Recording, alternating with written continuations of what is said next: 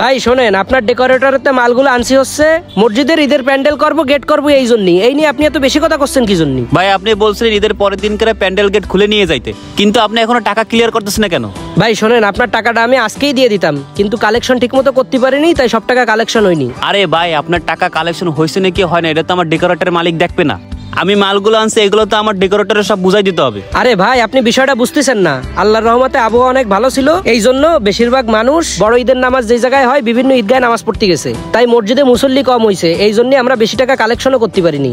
আমি কিছু টাকা পয়সা কালেকশন করে আপনার টাকা সব দিয়ে দেবানি ভাই। ভাই শোনেন, আপনি আমাদের ডেকোরেটর মাল এনে এই মসজিদের প্যান্ডেলের গেট সাজাইছেন, এর জন্যই কিন্তু আমি আপনার সাথে খারাপ ব্যবহার করতেছি না। তাই বলে যে আপনি ঠিক মতো টাকা দেবেন না, টাকা নিয়ে ঘুরবেন, এটা তো আমি মানবো না। ভাই শোনেন, আপনার টাকা পয়সা আমি দিয়ে দেবানি, বললাম তো। আচ্ছা ঠিক আছে, আপনার আমি 2 দিন সময় দিলাম। 2 দিনের মধ্যে আপনি টাকা রেডি করবেন, 2 দিন পর আমি আইসে মালগুলো খুলে সব নিয়ে যাবো। 2 দিন পর কিন্তু আবার ঝামেলা করবেন না। ভালোই একটা ঝামেলায় পড়লাম তো, এই গেট প্যান্ডেল না খুলে চলে গেল, টাকা কই পাবো? তাহলে এক কাজ করি, চল এলাকায় দোকান পাঠাতে দিই, কালেকশন করি, চল।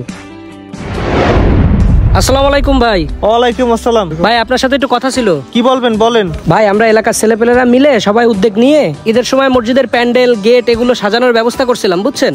হ্যাঁ ব্যবস্থা করছেন তো ভালো, তা কি হয়েছে? এখন হয়েছে কি ভাই, ওই ডেকোরেটরেতে যে মাল জিনিসগুলো আনছিলাম, এখন ওই ডেকোরেটরে তো টাকা পয়সাগুলো ক্লিয়ার করা লাগবে।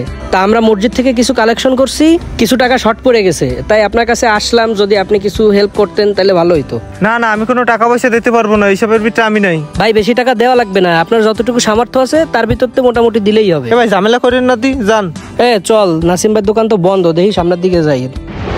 শোন, যেভাবেই হোক এই টাকা পয়সাগুলো এলাকাতে কালেকশন করে ডেকোরেটরের টাকা বুঝিয়ে দেওয়া লাগবে, বুঝছিস? আসসালামু আলাইকুম ভাই। ওয়ালাইকুম আসসালাম। কি অবস্থা তোমাদের? আলহামদুলিল্লাহ ভালো। ভাই আমরা তো আপনারা খুঁজতেছিলাম, আপনার দোকানে গেলাম, তা দেখলাম দোকান বন্ধ, আপনারও পাইলাম না।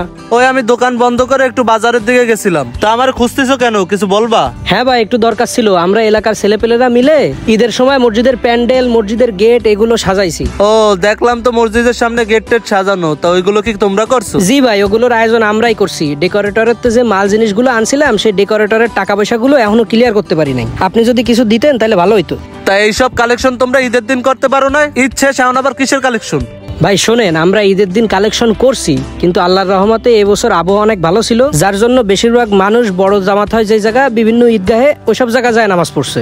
এই কারণে মসজিদে মুসল্লি কম হয়েছে, তাই আমাদের কালেকশনও কম হয়েছে। এই জন্যই আমরা এলাকার বিভিন্ন দোকানদার ব্যবসায়ীদের কাছ থেকে একটু কালেকশন করতেছি। তো আপনি যদি একটু হেল্প করতেন তাহলে ভালো হইতো।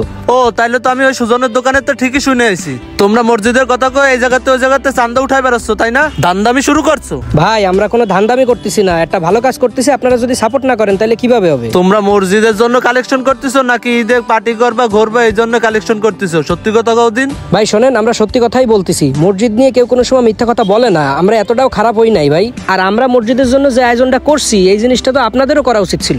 আপনারা করেন নাই বিদায় আমরা এলাকার ছোট ভাইটাই নিয়ে এই আয়োজনটা করছি। এখন আপনারাই যদি আমাদের সাপোর্ট না করেন, তাহলে এই যে আমাদের ছোট ভাইরা, এই যে যারা বড় হচ্ছে সব ছেলেপেলেরা, এরা তো পরবর্তীতে মসজিদ মাদ্রাসার কাছ থেকে দূরে সরে যাবে। এলাকার মসজিদটারে সুন্দর রাখা এটা তো আমাদের সবার দায়িত্ব। এই জন্যই আমরা এই উদ্যোগটা নিছি। এখন আপনি যদি পারেন তাহলে আমাদের সাথে একটু শরীক থাকেন। আচ্ছা ঠিক আছে, আমি যতটুকু পারি তোমাদের সাথে থাকবো। 1 ঘন্টা পরে দোকানে এসে টাকা নিয়ে যাইও। আচ্ছা ঠিক আছে ভাই। এমনটা অনেক জায়গাতেই ঘটে থাকে, শত শত হাজার হাজার লাখ লাখ টাকা মানুষ বিভিন্ন জায়গায় খরচ করে, নষ্ট করে। মনে রাখবেন, মসজিদ মাদ্রাসার জন্য আপনি যেটা করে যাবেন সেটা আপনি দুনিয়া থেকে চলে গেলেও আপনার থেকে যাবে। তাই সর্বদাই মসজিদ মাদ্রাসার সাথে থাকা উচিত।